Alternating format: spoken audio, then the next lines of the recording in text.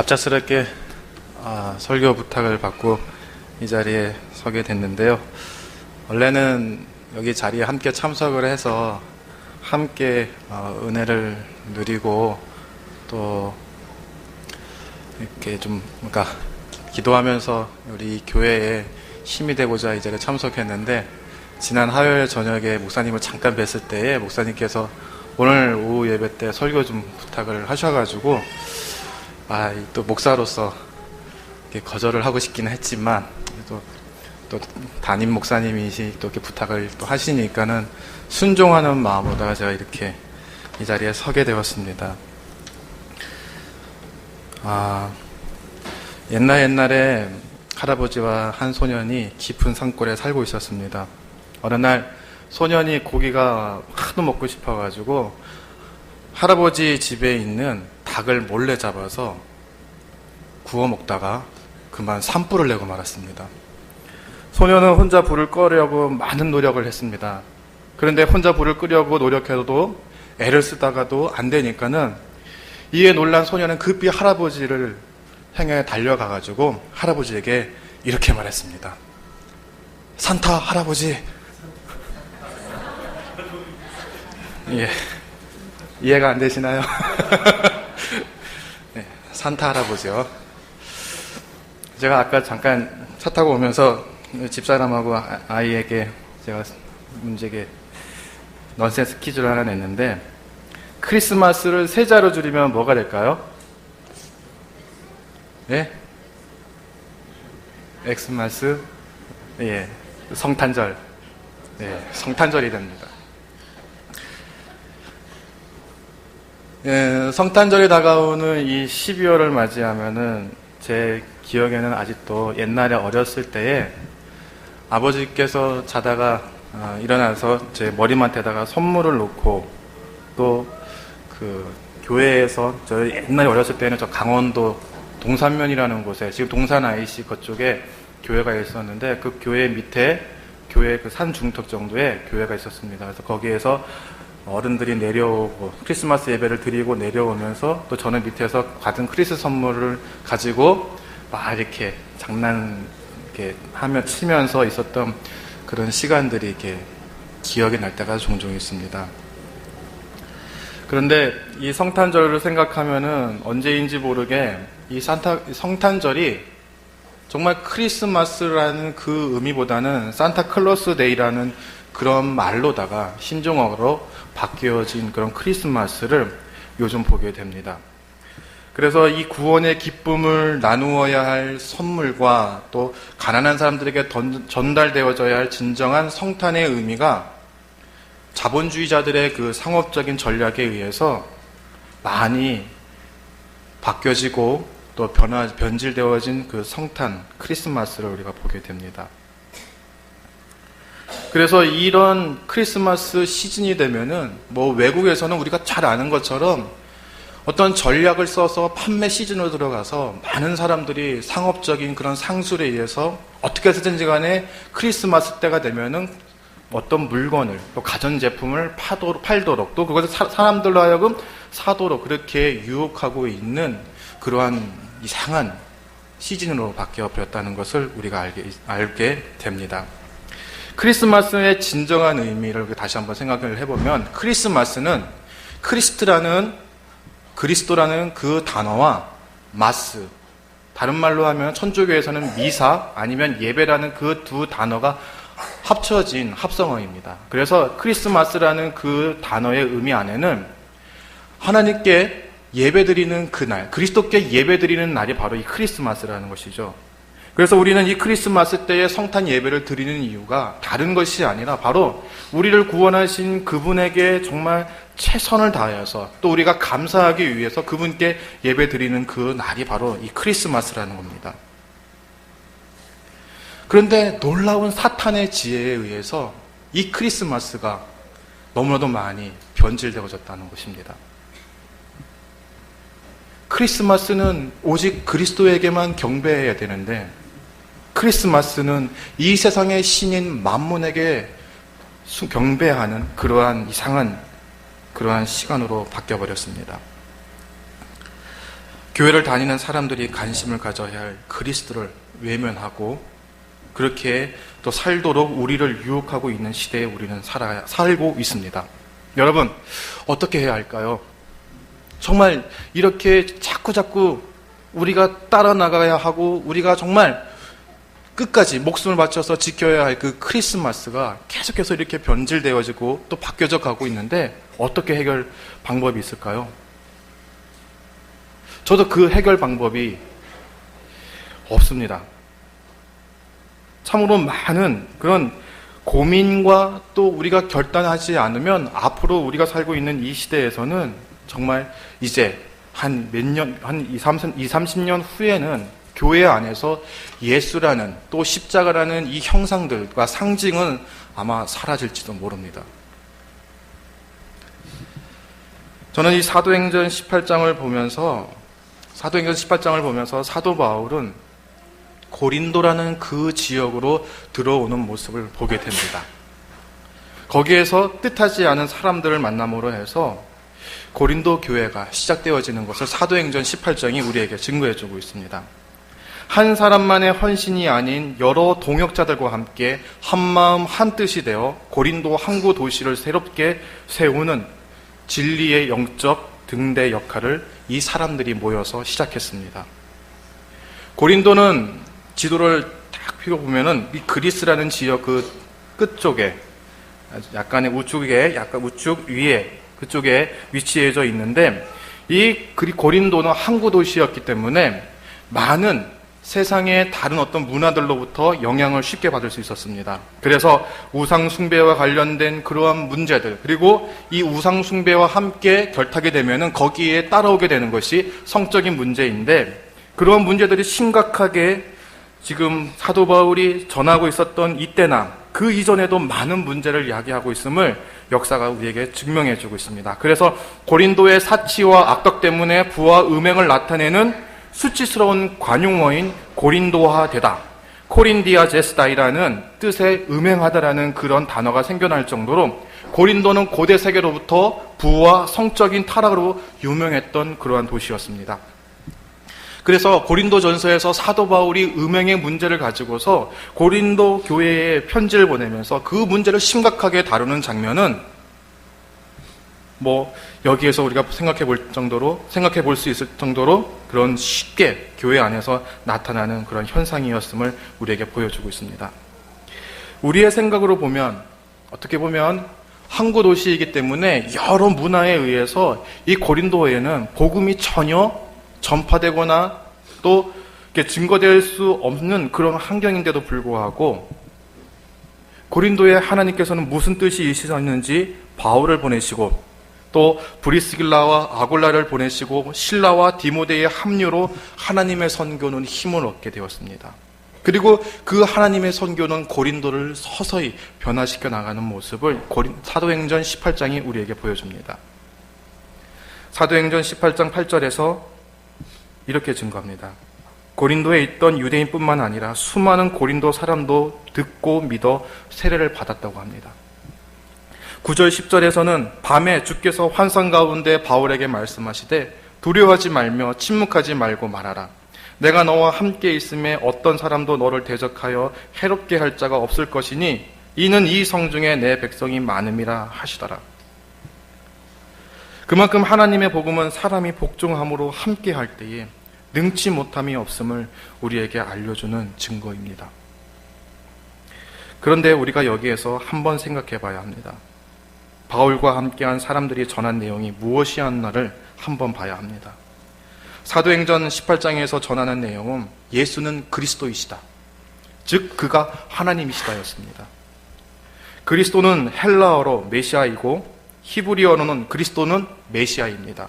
둘 다 똑같은 의미인데 이 의미는 하나님으로부터 기름을 받은 자, 그것이 바로 메시아 그리스도입니다. 세례 요한의 증거로 하면 성령의 세례를 받고, 또 그리스도는 인간 예수의 신적 능력을 가리키는 표현으로 성자 하나님을 가리킵니다. 그래서 예수가 그리스도라는 것은 하나님이시고 그 하나님을 지금 전하고 있는 것이 사도 바울이 전하고 있는 내용입니다.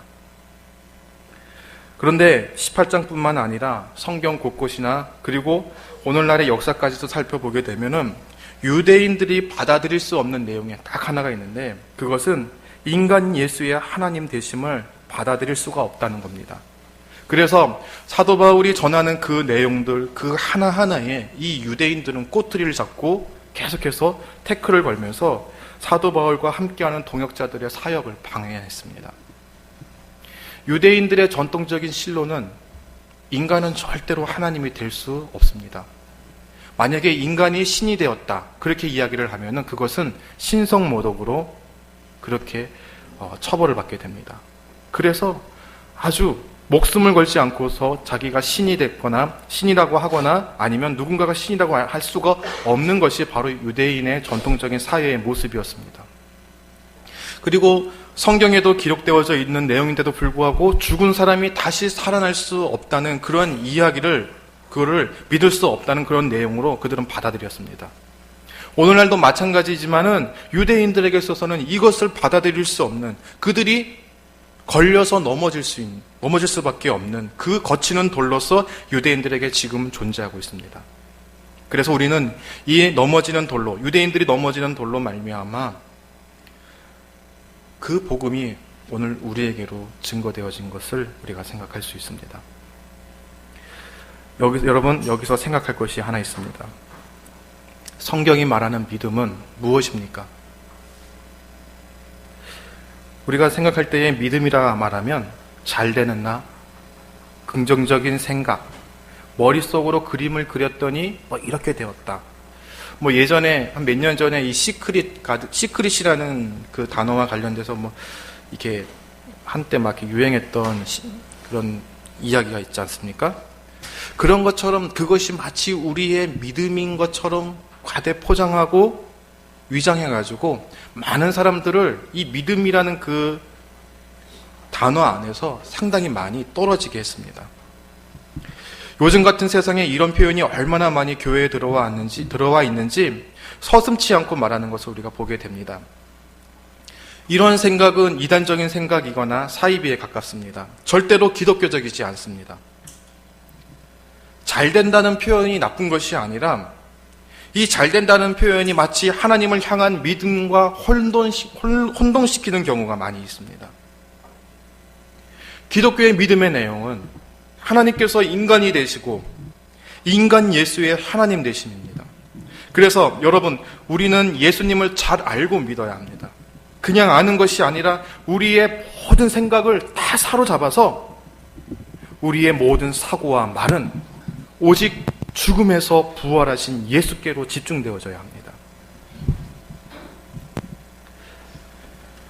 여러분, 생각이라는 단어는 머릿속의 상상, 기억, 관심, 의견, 느낌만이 아닌 사리를 분별하다는 의미가 있습니다.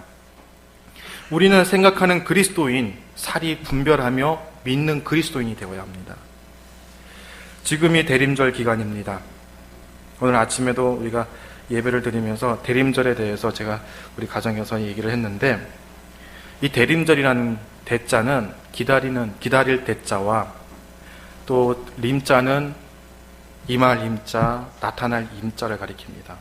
그래서 기다리는 임재, 주님 오심과 다시 오심을 기다리는 절기가 바로 대림절입니다. 우리는 이 대림절 절기를 통해서 우리를 구원하신 구세주를 기억하고 다시 오시는 주님을 등불 들고 기다리는 슬기로운 다섯 처녀가 되어야 합니다. 그러기 위해서는 낙담하지 않고 절망하지 않고 끝까지 버틸 수 있는 생각이 있어야 합니다. 그리고 다른 누군가에게 전할 수 있는, 말할 수 있는 변하지 않는 단 하나의 생각이 있어야 합니다. 여러분, 우리의 하루하루의 삶은 하늘에서 내려와 죽음을 이기시고 다시 살아나셔서 하나님 보좌 우편에 앉아 계시다가 다시 오실 주님을 기다리는 생각이 되어야 합니다. 이런 생각에 사로잡혀야 우리의 인생은 다시 한번 미칠 수 있습니다. 그래서 성경에서 이야기하고 있는 세상이 감당이 안 되고 또 세상을 초월한 자가 될 수 있어서 세상이 우리에게 이끌려 나갈 수 있도록 그렇게 만드는 그런 사람이 되어야 합니다. 이 믿음으로 우리의 같은 말, 같은 마음, 같은 생각을 가지고 같은 열매인 그리스도의 제자를 만들 수 있어야 합니다. 여러분, 이 믿음이 우리의 마음속에, 우리의 생각 속에 가득 차 있어야 합니다.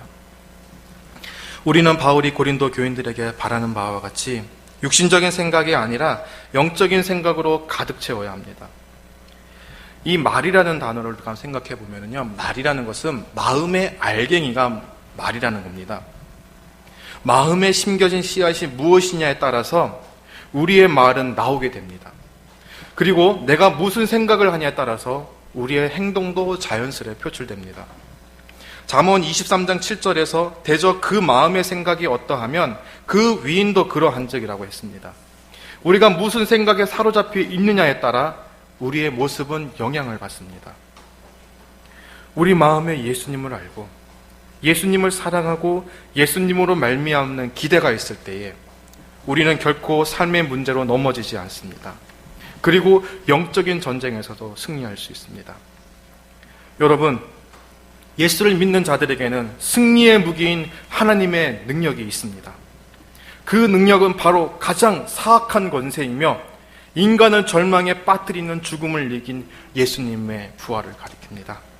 그래서 예수님의 부활과 나의 부활을 동일하게 믿는 사람은 하나님과 새로운 자녀 관계로 세워지게 되고 뿌리 뽑힌 나무가 다시 땅속에 뿌리를 심음으로 죽은 우리의 영이 다시 살아나므로 예전의 육적인 생각을 벗어버리고 새로운 육신으로 조금씩 변화되기도 하고 순간 확 변해버리기도 하는 하나님의 능력으로 우리에게 나타나게 됩니다. 기독교는 육신의 한계를 초월해서 죽음을 이겨 부활의 아침을 가져다 준 그리스도께 집중이 되어야 합니다. 예수님이라는 그 한 단어의 모든 것을 능히 이길 수 있는 사람이 되는 것이 바로 오늘 이 자리에 있는 우리들의 사명입니다. 찬송가 85장 그 찬송가를 생각하면 그러한 가사가 있습니다. 구주를 생각만 해도 얼마나 좋은지. 여러분, 예수님을 생각하는 것 그거 하나만으로도 여러분 정말 기쁘십니까? 예수님 그분 한 분만 생각할 때마다 여러분의 삶을 위협하고 여러분을 힘들게 하는 그 모든 것들로부터 자유로우실 수 있습니까? 정말 우리는 이 예수님이라는 그 한 단어에 의해서 우리는 이 세상에 있는 그 모든 것들, 우리를 공격해오는 그 모든 것들로부터 능히 이길 수 있는 사람이 되어야 합니다. 그렇게 되기 위해서는 우리의 모든 생각이 바로 여기에 집중되어져 있어야 합니다. 그래서 아침마다 밤마다 예수님을 생각할 때에 그분을 묵상할 때마다 그분이 우리에게 주시는 그 은혜를 다시 한번 생각해 보면서 거기에서 다시 힘을 얻고 우리를 향해서 달려오는 저 높은 파도를 뚫고 나갈 수 있는 믿음이 거기에서 생기는 것입니다. 사도 바울이 말하는 하나님을 대적하는 모든 것은 그리스도의 부활의 능력을 부인하고 다시 옛사람의 모습으로 돌아가는 것을 가리킵니다. 그렇지 않기 위해서는 날마다 예수님의 부활과 그분의 다시 오심을 기다리는 사람이 되어야 합니다. 여러분, 연애의 감정을 다시 한번 되살렸으면 좋겠습니다. 예수님을 우리가 생각할 때에 그분이 정말 우리에게 얼마나 사랑스러운 분이신지, 내가 정말 이 예수님을 만나고자 정말 기다리는 그 연애하는 그 심정을 가지고서 우리가 그렇게 하루하루를 살아야 합니다. 다메섹으로 가는 길 이전에 사도 바울을 한번 생각해 보시기 바랍니다. 그 이전에 사도 바울은 엄청난 많은 사람들을 죽였습니다. 예수 믿는다는 그거 하나 때문에, 예수가 하나님이라는 그거 하나 때문에 많은 사람들을 죽이고 또 그리스도의 부활을 부인하는 자였습니다. 그러나 그 길 위에서, 다메섹 도상 위에서 지금도 여전히 살아계셔서 빛으로 계신 주님을 그가 만났을 때에는 그는 거기에서 모든 것이 새롭게 변화되어지는 사람으로서 우리에게 나타나게 되었습니다. 그의 전 생애를 그분께 집중해서 생각하고 또 말씀을 그렇게 받고 그리고 그 내용으로 사람들에게 무시를 당했습니다. 전에 그가 무시했던 그대로 자기 자신도 그렇게 무시를 당하면서 사도 바울이 그렇게 살 수 있었던 것은 다른 것이 아니라 그의 모든 생각이 바로 오직 하나의 한 가지에 붙들림 바되고 거기에 초점을 두었기 때문에 그가 가능했던 것입니다.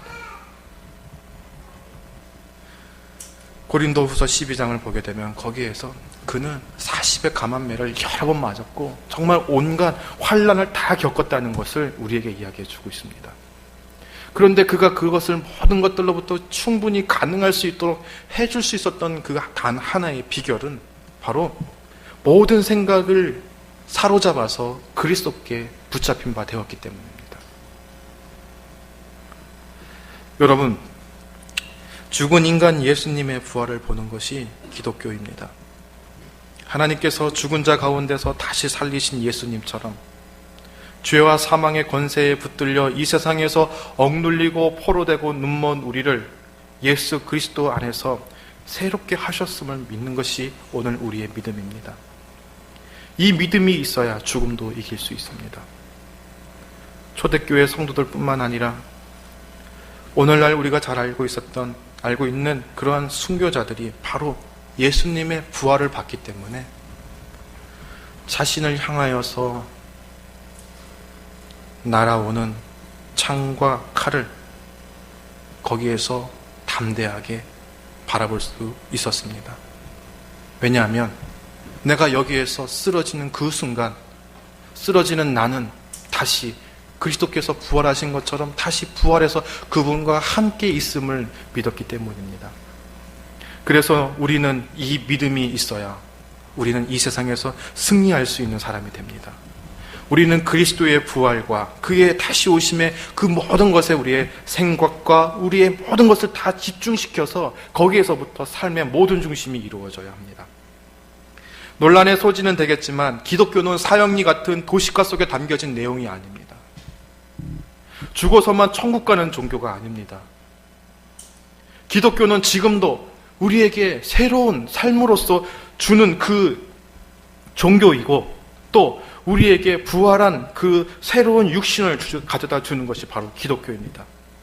예수님의 부활의 몸과 같이 주님 오시는 그날에 우리의 몸에 변화가 있게 될 것이고 또 다시 오시는 주님을 맞이하고 새하늘과 새 땅에서 영원토록 부활하신 우리 주님과 함께 사는 것이 바로 우리가 믿는 믿음의 내용입니다.